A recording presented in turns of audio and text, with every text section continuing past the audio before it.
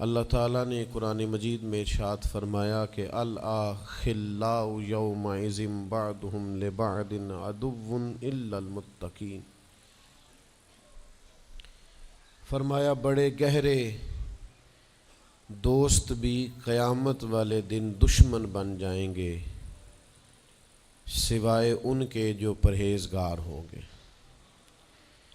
پرہیزگار لوگوں کی دوستیاں قیامت والے دن بھی قائم رہیں گی، باقی جو گہرے ترین دوست ہوں گے وہ قیامت والے دن دشمن بن جائیں گے۔ الا المتقین، سوائے پرہیزگاروں کے۔ دنیا میں آپ کو کوئی شخص ایسا نہیں ملے گا جس کا کوئی دوست نہ ہو، اور وہ لوگ بھی بڑی کثرت سے ملیں گے جو دوستوں کا شکوہ بہت کرتے ہیں۔ دوستیاں لگانا، دوست بنانا، تعلقات استوار کرنا یہ منع نہیں، شرط یہ ہے کہ دوستی اللہ تعالیٰ کی رضا کے لیے لگائی جائے۔ ہمارے ہاں جتنی تیزی کے ساتھ دوستیاں لگتی ہیں اس سے زیادہ تیزی کے ساتھ دوستیاں ٹوٹ جاتی ہیں۔ اس کی سب سے بنیادی اور اہم وجہ یہ ہوتی ہے کہ ہمارے ہاں دوستیوں کا جو معیار ہوتا ہے وہ دنیاوی لالچ ہوتا ہے۔ ہم اپنے مخصوص مفادات کی خاطر دوستی لگاتے ہیں، اور جب تک ہمارا وہ مفاد پورا ہوتا ہے تب تک تو ہم اس دوستی کو قائم رکھتے ہیں، اور جہاں ہم محسوس کرتے ہیں کہ اب یہ مفاد پورا نہیں ہو رہا وہاں ہم شکوہ، شکایتیں، اعتراضات شروع کر دیتے ہیں، اور اس کا نتیجہ یہ نکلتا ہے کہ بڑی محبت سے شروع ہونے والی دوستی بھی بڑی تیزی سے ٹوٹ جاتی۔ تو میرے بھائیوں یاد رکھیے گا کہ دوستی اور تعلق قائم رکھنے کے لیے سب سے اہم اور سب سے بنیادی ضرورت یہ ہے کہ دوستی محض اللہ کی رضا کے لیے لگائی جائے۔ اللہ کے پیارے حبیب صلی اللہ تعالیٰ علیہ وسلم بیان فرماتے ہیں، حضور فرماتے ہیں قیامت والے دن اللہ کی بارگاہ سے یہ اعلان ہوگا کہ کہاں ہیں وہ لوگ جو میری رضا کے لیے آپس میں محبت کیا کرتے تھے۔ رب فرمائے گا جب آج میرے عرش کے سائے کے علاوہ کوئی سایہ نہیں ہے تو میں انہیں اپنے عرش کا سایہ عطا کروں گا، کیونکہ وہ میری رضا کے لیے آپس میں دوستی کرتے، میری رضا کے لیے انہوں نے آپس میں محبت کی۔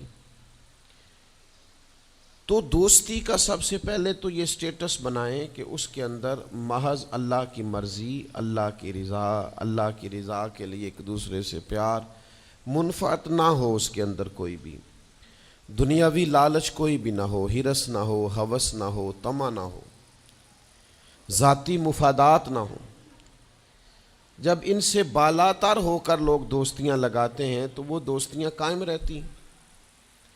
اللہ کے پیارے محبوب صلی اللہ تعالیٰ علیہ وسلم نے فرمایا قیامت والے دن کچھ لوگ ایسے ہوں گے جن پر انبیاء اور اولیاء رشک کریں گے، ان کے چہرے 14ویں رات کی طرح چمک رہے ہوں گے، انہیں نور کے ممبروں پہ بٹھایا جائے گا۔ یا رسول اللہ اتنی فضیلت ان لوگوں کو حاصل ہے، یہ کون لوگ ہیں؟ تو حضور فرماتے ہیں یہ وہ لوگ تھے جو جس سے بھی دوستی لگاتے تھے، پیار کرتے تھے، محض اللہ کی رضا کے لیے کرتے۔ تو اللہ تعالیٰ صبح قیامت انہیں اعزازات سے نوازے گا، شرف سے نوازے گا، فضیلت سے نوازے گا۔ دوسری بات یہ ہے کہ دوستی کب قائم رہتی ہے؟ دوستی تب قائم رہتی ہے جب ہم دوستوں سے زیادہ امیدیں نہ لگائیں، انسانوں کو انسان ہی سمجھیں، ان سے بہت لمبی اور وسیع امیدیں لگا لینا اور بڑے وسیع مطالبات کرنا اور بڑی لمبی چوڑے تقاضے دوستوں سے کرنا۔ میں اکثر دوستوں کی خدمت میں یہ گزارش کیا کرتا ہوں کہ اپنے دوستوں سے کوئی مطالبہ کر کے انہیں آزمائش میں نہ ڈالو۔ تم نے اپنے ہی دوست کو لا کر پل صراط پہ کھڑا کر دیا ہے، بیچارہ اس طرف جائے کہ اس طرف جائے۔ ان سے کوئی ایسا مطالبہ کرنا جو ان کی پہنچ سے باہر ہو، ان کی حیثیت سے بڑھ کر ہو، ان کی طاقت سے زیادہ ہو تو اس کا مطلب یہ ہے کہ آپ نے اپنی دوستی کو خود آزمائش میں ڈال دیا ہے۔ آپ اتنے لمبے چوڑے تقاضے نہ کریں، آپ محدود سا لوگوں کے ساتھ تعلق بنائیں۔ وہ جی میں اس کے اتنا کام آیا ہوں تو اب اس کو اس سے ڈبل آنا چاہیے، تو آپ نے دوستی کی نہیں، آپ نے تو تجارت کی۔ اگر آپ کی محبت ہوتی تو پھر تو آپ کا انداز اور ہوتا، جب تیرا حکم ملا ترک محبت کر دی، دل مگر اس قدر تڑپا کہ قیامت کر دی۔ تو یاد رکھیے گا کہ آپ حکم جب آ گیا، جب آپ محسوس کریں تو اس وقت پھر آپ اس چیز کو سمجھ جائیں۔ تو دوستیوں کو کبھی بھی آپ کٹہرے میں کھڑا نہ کریں، تعلقات کو کبھی بھی آزمائش کی بھیٹ نہ چڑھائیں۔ اس طرح کا ماحول نہ بنائیں جس میں آزمائش پیدا ہو، جس میں تکلیف بڑھ جائے، جس میں کرب کا احساس سامنے والے کو ستائے۔ کوشش کریں گنجائش رہے ماحول کے اندر، آسانی رہے، وسعت رہے۔ تیسری بات یہ ہے کہ اگر آپ محسوس کرتے ہیں کہ دوستی کو چلانا ہے تو پھر صرف اسی چیز کو نہ یاد رکھیں جو چیز آپ کو آج میسر آ رہی ہے اور آج آپ کو انکار ہو رہا ہے۔ اس سے پہلے جو دوستوں نے بڑی وفائیں کی ہیں وہ بھی تو یاد رکھے نا۔ ہمارا یہ ماحول ہوتا ہے کسی بندے نے 99 دفعہ نیکی کی ہے، ایک دفعہ انکار کیا، تو ہمیں ایک دفعہ کا انکار تو یاد رہتا ہے لیکن 99 نیکیاں یاد نہیں رہتی۔ یہ بہت بڑی زیادتی ہے۔ آپ کو اگر اتنی لمبی چوڑی اس کی نیکیاں فراموش کرنے میں 1 منٹ نہیں لگا تو پھر آپ نے دوستی کس مقصد کے لیے لگائی تھی؟ آپ اس کو سمجھیں، اس کو آپ محسوس کریں۔ تو میں نے یہ دیکھا ہے زندگی میں کہ لوگ چاہتے ہیں کہ روز ان کا مطالبہ پورا کیا جائے، روز ان کا مطالبہ پورا۔ ہمارے ایک دوست تھے، بزرگ تھے، تو وہ سلسلہ طریقت کو چلاتے تھے، خانقاہ نظام کو، نظم کو لے کے چلنا مشکل ہوتا ہے۔ تو ان کے ایک مرید نے شکوہ کیا، اس نے کہا کہ حضرت پہلے آپ بڑا وقت دیتے تھے، اب آپ ٹائم نہیں دیتے۔ تو فرمانے لگے پہلے میرے بچے 1-2 تھے، اب درجنوں میں ہو گئے، اب وقت بٹ کے ملے گا نا۔ والد پہلے ایک پر توجہ دیتا ہے، بچے 4 ہو جائیں تو ٹائم تقسیم، بات کی سمجھ آ رہی ہے؟ تو وقت تقسیم ہو کے ملے گا نا جب بچے بڑھ جاتے ہیں۔ اور فرمانے لگے ابھی تو میرے سمجھ لو 10-15 بچے ہیں، تو جب پوتے نواسے نواسیاں ہو گئے تو یہ اور زیادہ بٹ جائے گا، پھر اس میں اور زیادہ تقسیم کار ہو جائے گی۔ تو پھر اس طرح کر کے ماحول میں تقسیم ہو جاتی، اور یہ ہوتا ہے، یہ ایک صورت ہے۔ آپ دیکھیے نا، کبھی ایسا بھی ٹائم تھا حجر اسود پر کہ اس کو ہاتھ لگا کے آپ چوم لیتے تھے، اور ڈھیروں وقت صحابہ اس پر چہرے رکھ کے رویا کرتے تھے۔ پھر ایسا وقت آیا کہ چھڑی لگا لو بھائی، چھڑی لگا کے پیچھے ہٹ جاؤ، اور اب ایسا ٹائم ہے کہ آپ دور سے استلام کر لیں۔ اب اگر آپ کہیں کہ مسلمان دیکھو جی حجر اسود کو تو ہاتھ لگانے کا موقع ہی نہیں مل رہا، تو بھائی نبی پاک نے تو فرمایا میں قیامت والے دن کثرت امت پر فخر کروں گا کہ میری امت زیادہ ہے۔ تو یہ تو تعداد کا بڑھنا، یہ تو کثرت کا ہونا، یہ تو باعث ناز اس کو سرکار نے کہا۔ اب آپ دائروں میں محدود کرنا چاہتے ہیں، آپ اس طرح کا ماحول بنانا چاہتے ہیں کہ کوئی شخص مقید ہو جائے، وہ اس دائرے سے باہر نہ نکلے، تو یہ تو بات درست نہیں ہے۔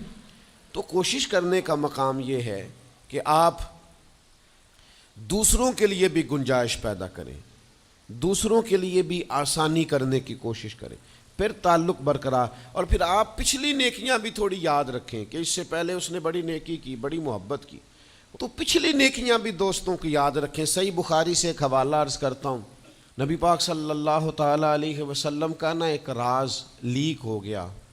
حضور مکہ مکرمہ پر حملہ کرنا چاہتے تھے، تو ایک خط لکھ کے دیا گیا ایک عورت کو کہ جا کے پہلے سے آگاہ کر دو مکے والوں کو کہ تم پر حملہ ہونے والا ہے۔ اس عورت نے وہ خط اپنے بالوں میں چھپایا اور وہ نکل گئی۔ اللہ تعالیٰ نے محبوب پاک کو اطلاع دی، حضور علیہ الصلاۃ والسلام نے حضرت مولا علی کو 2 صحابہ کے ساتھ بھیجا، فرمایا مقام خاک پر تمہیں ایک بی بی ملے گی، اس کے پاس سے خط ہے جو کفار کی طرف جا رہا ہے، اسے گرفتار کرو، وہ خط لے لو اور واپس آ جاؤ۔ حضرت مولا علی شیر خدا رضی اللہ تعالیٰ عنہ وہاں پہنچ گئے، اس خاتون کو گرفتار کر لیا، اس کو کہا وہ خط دے، وہ کہنے لگی میرے پاس تو نہیں ہے، کوئی خط نہیں۔ تو حضرت علی فرمانے لگے چونکہ میرے نبی نے کہا ہے تو خط تیرے پاس ہی ہے۔ ہاں ساڈے نبی دی زبان ساڈے واسطے قرآن، وہ زبان جس کو سب کن کی کنجی کہیں، اس کی نافذ حکومت پہ لاکھوں خط تیرے پاس ہے. آپ نے تلوار نکال لی، فرمایا نکالتی ہے کہ نہیں؟ اس نے بال کھولے، خط نکال دیا. وہ خط جب کھولا تو خط لکھا تھا حضرت حاتم بن نبی بلتا رضی اللہ تعالیٰ عنہ، بدری صحابی ہیں. وہ خط لے کے آ گئے، نبی پاک کی بارگاہ میں پیش کیا. حضور نے خط کھولا، حضرت عمر کہنے لگے مجھے اجازت دے میں اس کی گردن کاٹوں، اس نے ہمارا راز فاش کیا ہے. کتنی بڑی بات ہے. قرآن مجید کی سورہ ممتحنہ اس وقت نازل ہوئی تھی جب یہ واقعہ ہوا تھا. اللہ کے حبیب علیہ السلام نے فرمایا عمر ٹھہر جا، اتنی جلدی نہ کر، اس بندے کی وفات تو دیکھ، یہ بدر میں بھی تلوار لے کے ہمارے ساتھ گیا تھا، بدری صحابی ہے. اس کی وہ بات یاد رکھ کہ بدر کے مقام پر جب کہ بڑا مشکل تھا کافروں کے سامنے کھڑا ہونا، ان کی 1000 تعداد تھی اور مسلمان بڑی عددی طور پر اس کثرت کا شکار نہیں تھے، صرف 313 تھے.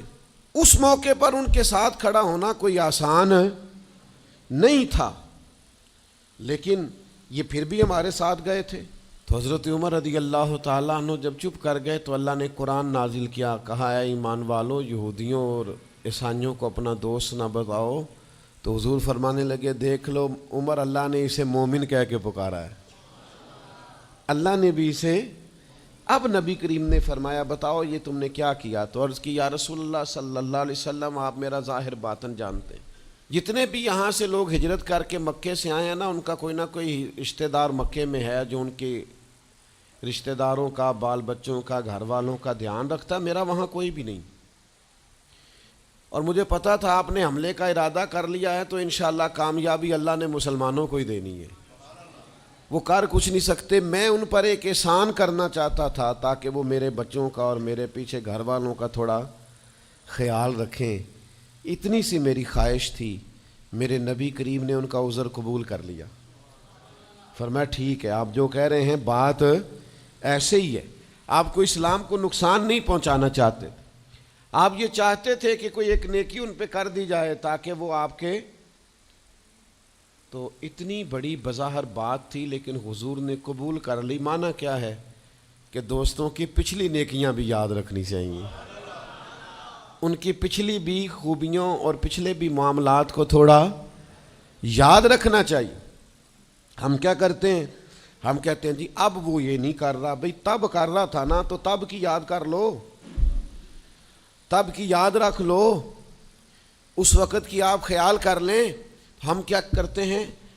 ہم 99 دفعہ کسی نے نیکی کی ہے تو ہم کہتے ہیں 100/100 چاہیے، آج بھی یہ کرے گا تو پھر تو قابل قبول ہے. تو اس سے کیا ہوتا ہے؟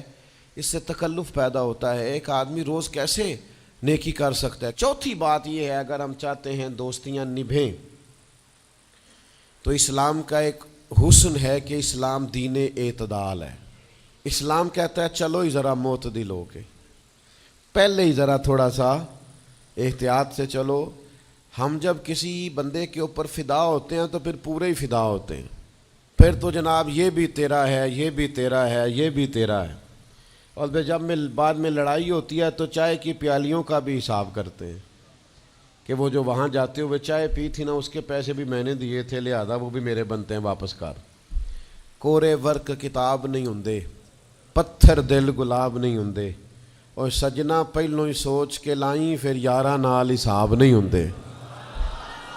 آپ سوچ سمجھ کے دوستی لگائیں، تعلقات کو سوچ سمجھ کے لے کے آگے چلیں. نبی پاک صلی اللہ علیہ وسلم نے فرمایا وقفے سے ملا کرو محبت بڑھتی ہے، تھوڑا نا وقفے سے ملا کرو، اس سے محبت بڑھے گی. یہ جو بہت وارفتگی ہے نا، بہت وارفتگی ہے، بہت جوش ہے، تو اس کا نتیجہ یہ نکلتا ہے کہ جتنی زور سے گیند دیوار سے لگتی ہے پھر اتنی زور سے ہی گیند واپس آتی ہے، اس کے نتائج ٹھیک نہیں نکلتے. تو عرض یہ کرنا چاہتا ہوں کہ اعتدال میں رہیں، معتدل رہیں، آپ اس حد سے تجاوز ہی نہ کریں. میرے پاس یہاں ایک دوست آئے تو مجھے کہنے لگے جی میرا دوست بڑا اچھا تھا، بڑا نائس تھا، بڑا بہترین تھا، بڑا پیارا تھا، میرے ایک دوسرے دوست نے اسے خراب کر دیا. تو میں نے کہا وہ دوسرا دوست میں سمجھا نہیں. کہنے لگے یہ میرا پرانا دوست تھا جس نے اسے خراب کیا, اور جسے کیا وہ نیا تھا 2-4 سال. اس کی میں نے دوستی لگائی تھی, اب وہ دونوں ڈائریکٹ ہو گئے اور مجھے انہوں نے بیچ میں سے نکال دیا ہے. تو میں نے کہا یہ تو اکثر ہوتا ہے, پہلی دفعہ تو نہیں ہوا, اس طرح تو ڈھیر دفعہ ہوتا ہے. کہنے لگے میں کروں کیا, میں نے بڑا شور کیا ہے, ان کو اپنے احسان بھی یاد کرائیں پر وہ مانتے نہیں. میں نے کہا اب حال ہے نا, تھوڑا چپ کر جا کچھ عرصے کے لیے, تھوڑی خاموشی اختیار کر. جو چپ کر جاتا ہے وہ بھی بچ جاتا ہے. اگر تم چاہتے ہو کہ یہ دوستی پھر سے بحال ہو جائے تو زیادہ شکوے نہ کرو, زیادہ شکایتیں. ہم بعض اوقات اعتراضات اتنے کر بیٹھتے ہیں, شکوے اتنے کر بیٹھتے ہیں, اپنی زبان سے باتیں اتنی نکال بیٹھتے ہیں کہ دوبارہ پھر دوستی کا بحال ہونا ممکن ہے. ایک حدیث یاد رکھیں گے اگر سناؤں آپ کو تو. نبی پاک صلی اللہ تعالیٰ علیہ وسلم نے فرمایا کسی سے دشمنی بھی کرو تو اعتدال سے کرو, ہو سکتا ہے کل کو وہ تمہارا دوست بن جائے. اور فرمایا کسی سے دوستی بھی کرو تو اعتدال سے کرو, ہو سکتا ہے کل یہ دشمن بن جائے. دوستی اور دشمنی میں یہ جامع ترمذی میں حدیث, اعتدال کا رستہ نہ چھوڑو, معتدل رہو. سارے راز ہی دے بیٹھنا, ساری باتیں پہلے کر لینا اور اعتراض کرنا, اب تو شکوے بھی پھر سارے ہی کر لینا. دوست کو اس کی کمزوریوں کا بھی پتہ ہوتا ہے, وہ ساری کمزوریاں بھی اس کی بیان کر لینا, اس کو بھی بتانا, اس کو بھی بتانا, اس سے بھی ذکر کرنا. تو یہ انداز درست نہیں ہے. آپ معتدل انداز میں دوستی لگائیں, اعتدال کے ساتھ چلیں, شکوے زیادہ نہ کریں, اعتراض زیادہ نہ کریں. وہ بے وفا ہی صحیح پھر بھی یار اپنا, چلو اس میں کمی ہے, وہ اس میں بے وفائی ہے, پر سجن تو اپنا ہے نا. تو دوستی ہماری ہے اس کے ساتھ, اس کی کمزوریوں کو چھپائیں. آپ اس معاملے پر تھوڑا سا اپنے ظرف کو کشادہ کریں, آپ تھوڑی وسعت پیدا کریں. ہم سمجھتے نہیں چیزوں کو, ہم غور نہیں کرتے, اس خاص انداز میں چیزوں کو نہیں لیتے جس انداز میں چیزوں کو لینا چاہیے. ہماری ذاتی کمزوریاں ہوتی ہیں اور ہم ان کمزوریوں کا دوسروں پہ ڈال دیتے ہیں, کہتے ہیں وہ بے وفا نکل آیا. بھئی آپ بھی حد سے زیادہ فریفتہ تھے, اب آپ ہی حد سے زیادہ اعتراض کر رہے ہیں. حضور نے فرمایا جس کی تعریف کر لو پھر دوبارہ اس پر کبھی تنقید کر جو بیٹھے ہیں, تعریف تو ختم ہو گئی بات. پھر تھوڑی چشم پوشی کرو, انسانوں میں کمیاں بھی ہوتی ہیں. تو دوستی کو صحیح طور پر آگے لے جانے کے لیے چھٹا سبق یہ ہے کہ تھوڑی سی نا عادت عیب پوشی کی بھی بنائیں. تھوڑا پردہ پوشی کا مزاج ہو تو پھر بھی ذرا دوستی آگے. سمجھ آ رہی ہے بات کی؟ تھوڑی سی نا نظر عیب پوشی والی بھی. کچھ لوگوں کی تنقید کی آنکھیں اتنی زیادہ کھلی ہوتی ہیں کہ وہ بیچارے کسی جگہ بھی تعلق نہیں رکھ سکتے. جہاں جاتے ہیں انہیں کمیاں ہی کمیاں نظر آتی ہیں, خامیاں ہی خامیاں نظر آتی ہیں. ان کا مزاج ہی نہیں ہوتا کسی عیب کو چھپانے کا.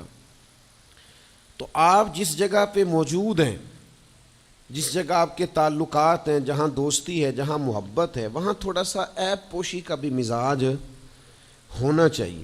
نبی پاک علیہ السلام نے فرمایا تو کسی مسلمان کی دنیا میں پردہ پوشی کر دے, اللہ قیامت والے دن تیری پردہ پوشی فرما دے. آپ تھوڑا سا اس کا عیب چھپا دیں, بات ختم ہو گئی. تھوڑی سی پردہ پوشی کر دیں.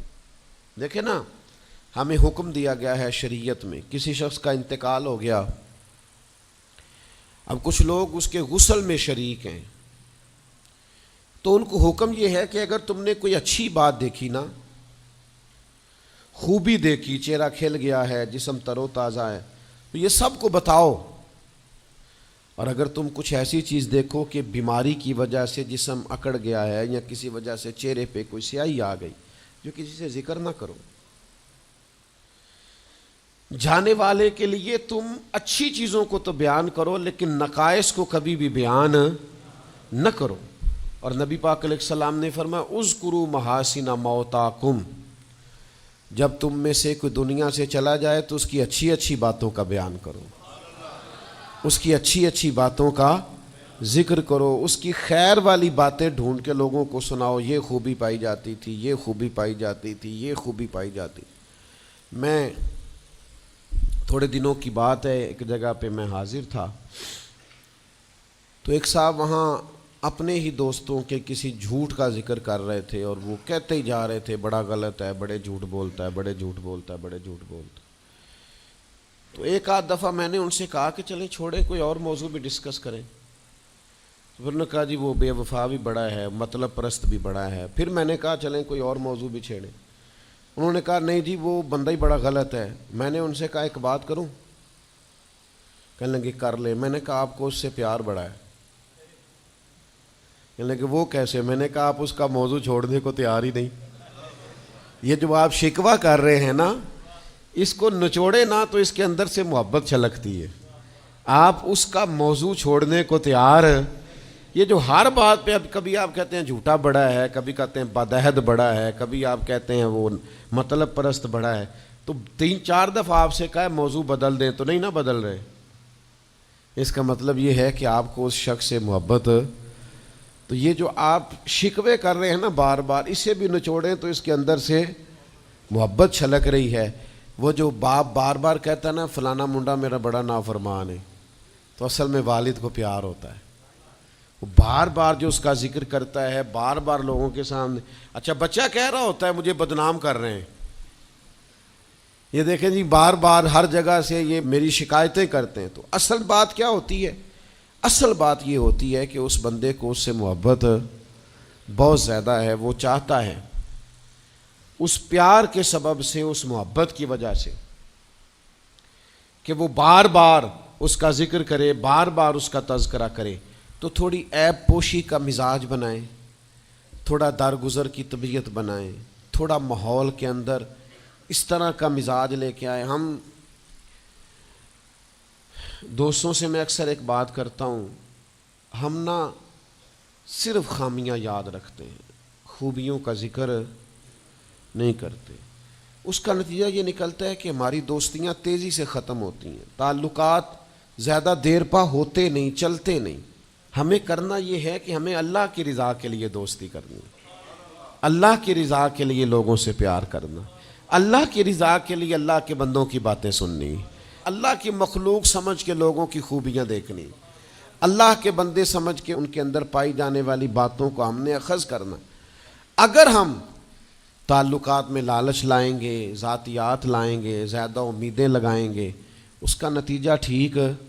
ایک بزرگ غریب تھے پھر امیر ہو گئے، تو کسی نے ان کو مبارک دی کہ بڑی بات ہے آپ کو اللہ نے بڑے پیسے دیے ہیں، تو فرمانے لگے یار پہلے جو یار تھا وہ میرا دوست تھا، اب تو ڈھیر سارے لوگ میری جیب کے دوست ہیں، اب تو جیب کا رشتہ ہو گیا ہے لوگوں کا، ڈھیر سارے لوگوں کا۔ تو دوستیوں میں اخلاص لائیں، خلوص لائیں، ساری زندگی یہ طے کریں کہ میں نے دوست کے کام آنا ہے، پر میں نے دوست کو کام کہنا نہیں، میں نے اس کی خدمت کرنی ہے لیکن کبھی اسے اپنی خدمت کے لیے مجبور، جس حد تک ہو سکے اس کی مدد کرنی ہے لیکن کبھی اسے اس تکلیف میں ڈالنا، یہ مزاج پیدا کریں۔ آپ کو اس دوستی میں روحانیت محسوس ہوگی، اس تعلق کے اندر آپ کو ٹھنڈک محسوس ہوگی، لیکن جب شائبہ ایک نقطے کا بھی ذاتی لالچ کا آ جائے گا نا، پھر اس میں ٹھنڈک نہیں رہے گی، اس میں وہ خوبی نہیں رہے گی جو کہ